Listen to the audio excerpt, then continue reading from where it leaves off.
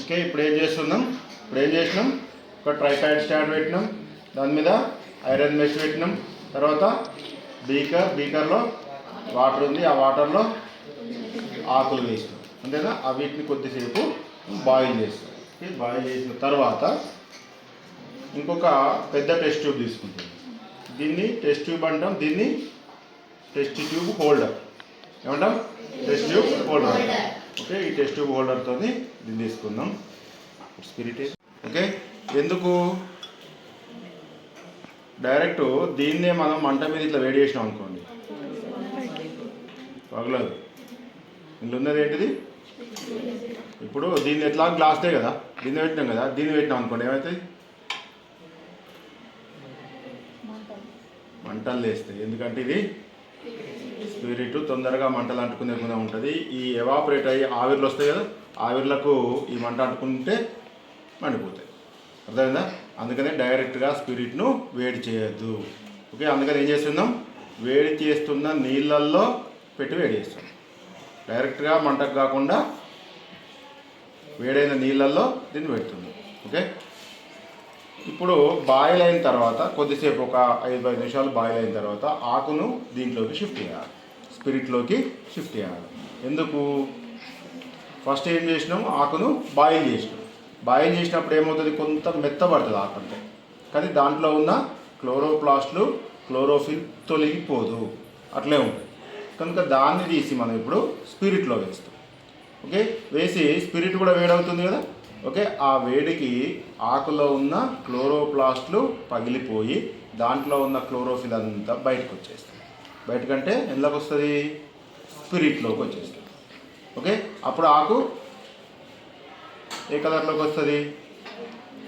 White colour or yellow కలర్లోకి వచ్చేస్తుంది. అంటే దాంట్లో ఉన్న గ్రీనిష్ కలర్కి సంబంధించిన క్లోరోఫిల్ అంతా బయటికి వచ్చేస్తుంది.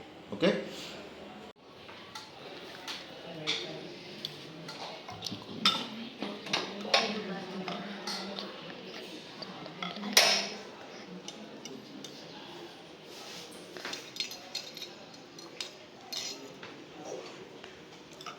ఓకే, స్పిరిట్ యొక్క boiling point water boiling point కంటే చాలా తక్కువగా ఉంటుంది. ఓకే, మీరు పెట్రోల్ బంక్ కాడికి పోయినప్పుడు చూడండి, పెట్రోల్ అనేది మనకు బండిలో వస్తూ ఉంటుంది, ఇట్లా ఎవాపరేట్ అవుతూ ఉంటుంది కదా. మామూలుగా మనం పట్టుకుంటే చాలా చల్లగా ఉంటుంది, అంటే మన రూమ్ టెంపరేచర్ దగ్గరనే అది బాయిల్ అవుతుంది, ఆవిరైపోతూ ఉంటుంది. అదే మనం వాటర్ అయితే 100 డిగ్రీ సెంటీగ్రేడ్ దగ్గర ఎవాపరేట్ అవుతుంది. కానీ ఇది just room temperature 25 to 35 degree దగ్గరనే ఎవాపరేట్ అవుతుంది. మనం ఇప్పుడు ఇది ఓపెన్ చేసి పెట్టినాం అనుకోండి, కొద్దిసేపటి తర్వాత ఉండదు. అందుకని స్మెల్ వస్తూ ఉంటుంది, ఎక్కడన్నా ఉన్నా కానీ ఇక్కడ రాక స్ప్రెడ్ అవుతూ ఉంటుంది. అది కారణం అనమాట. ఇక్కడ వాటర్ బాయిల్ కాకముందే లోపల ఉన్న స్పిరిట్ బాయిల్ అవుతూ ఉంటుంది. చూడండి, కొద్దిసేపటి తర్వాత ఇది హీట్ కాగానే లోపల అవుతూ ఉంటుంది. తర్వాత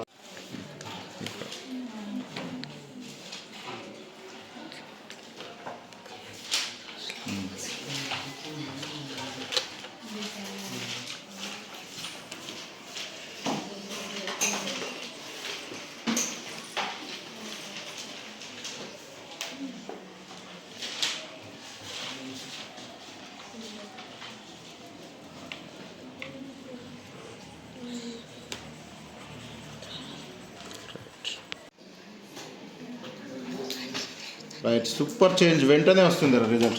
ఇక్కడ రాకలే కదా.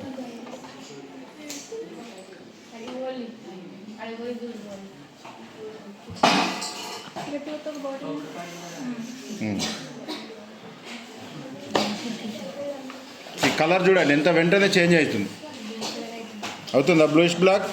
ఇంతకుముందు మనకి ఎట్లా అయితే అయిందో సేమ్